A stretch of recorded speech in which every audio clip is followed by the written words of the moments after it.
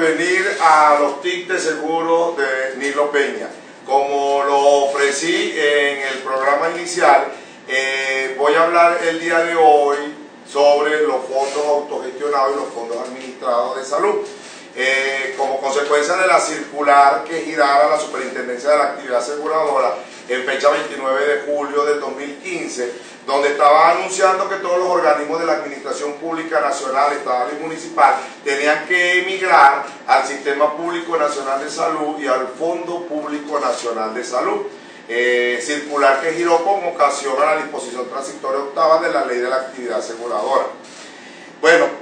yo creo que esta información es de sumo interés, yo creo que para la colectividad en general, porque de una u otra forma siempre contamos con algún familiar, un amigo que trabaja en la administración pública, sea nacional, estatal o municipal. Y es importante que quede claro y se sepa cómo van a quedar sus coberturas de seguro a partir del 1 de enero del año 2016. En efecto, la circular que gira la Superintendencia de la Actividad Aseguradora fue girada con fundamento a una resolución ministerial que fue fechada el 29 de julio del año 2015 en la Gaceta Oficial 422.462, dictada por el Ministerio de Economía y Finanzas, que ordena la creación del Registro Único de Beneficiarios de Pólizas de Salud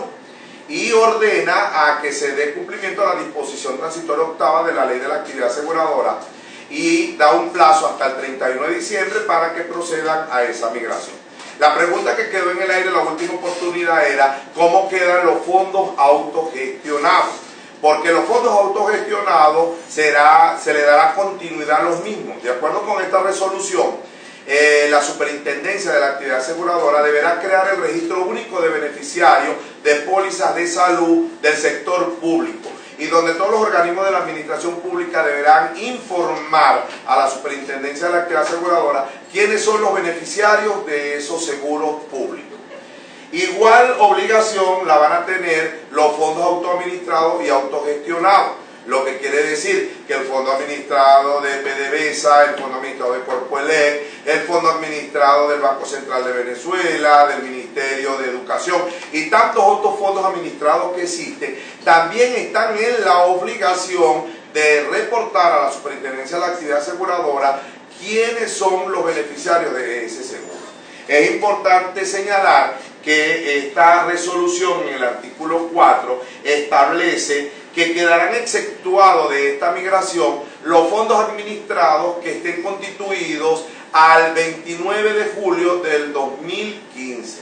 Esto significa que si una gobernación, una alcaldía o cualquier ente gubernamental en este momento tomara la decisión de que no quiere ir al sistema público asegurador de salud y tampoco desea ir al sistema del Fondo Público Nacional de Salud y que llegara a tomar la decisión de crear un fondo autogestionado, le informo, lamentablemente, después del 29 de julio no se pueden constituir nuevos fondos autogestionados. Esto significa que si alguna institución gubernamental deseara crear un fondo administrado en este momento, ya no es permisible. La resolución